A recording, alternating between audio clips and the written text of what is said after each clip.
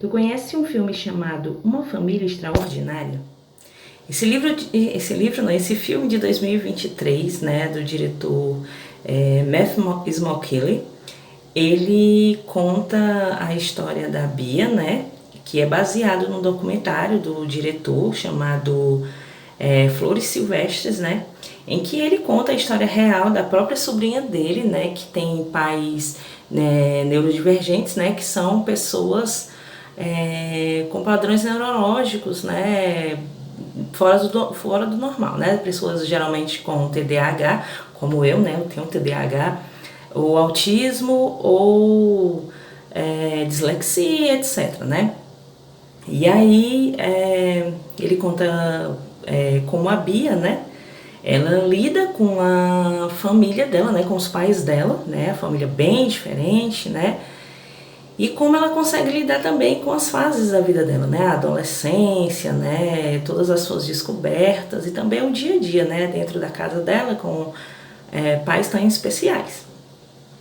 E no filme, né, a gente acompanha a vida da Bia, né, que é uma menina que é uma adolescente, né, e que o filme começa mostrando ela em coma no hospital, né, ela tá lá em coma e toda a família tá ao redor, né, os pais, os avós, e a Bia, né, através da mente dela lá, né, enquanto ela tá em coma, ela começa a tentar lembrar quais os motivos que a deixaram daquele jeito, né, como ela foi parar ali no hospital, o que aconteceu, né, e por isso ela começa a contar a vida dela, né, desde quando ela nasceu até o dia do acidente, para tentar lembrar.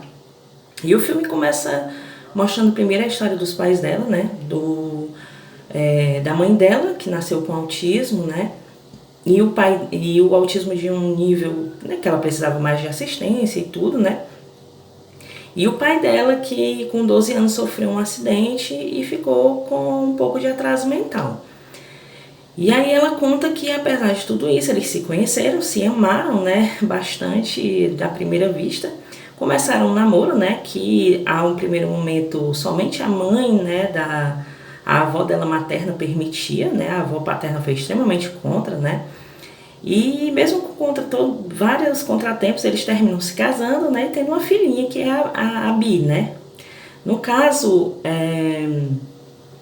a Bi conta, né, que quando ela era pequena, eles foram morar num trailer, né, porque eles queriam ter mais responsabilidades, mais liberdade, e mesmo com todo mundo contra, toda a família contra, né, eles foram.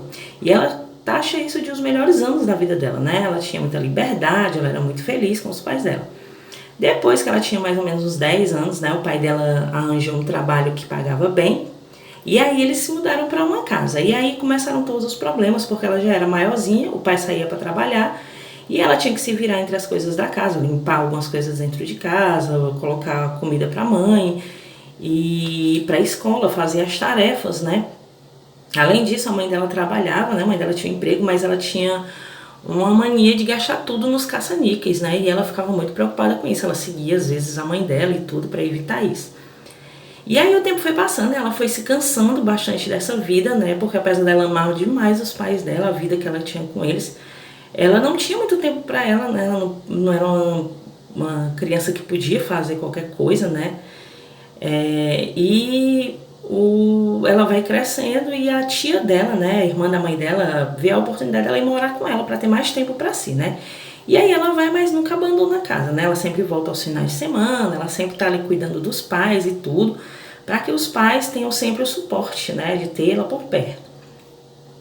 E à medida que ela vai crescendo, né, ela arranja emprego, né, ela faz um estágio e tudo, ela quer entrar numa boa faculdade, ela é muito inteligente.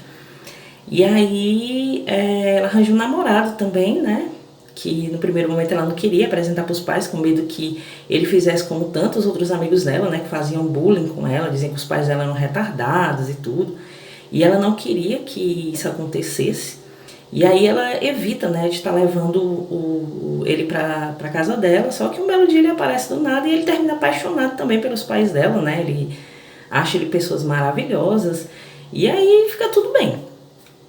E aí depois com o tempo, né, a gente vai mostrando também a rotina no hospital, né, as pessoas que estão lá com ela, a gente consegue saber mais sobre os avós dela, né, ver que existe uma rixa eterna entre eles, principalmente entre as duas avós, né, porque uma é muito permissiva e sempre lutou pela filha, né, pela felicidade da filha, e a outra sempre foi contra, né, e também a gente conhece um pouco mais sobre o namorado dela, né, que ela terminou há pouco tempo e ele tá muito magoado, muito triste, ele fica muito preocupado, né, com ela no hospital.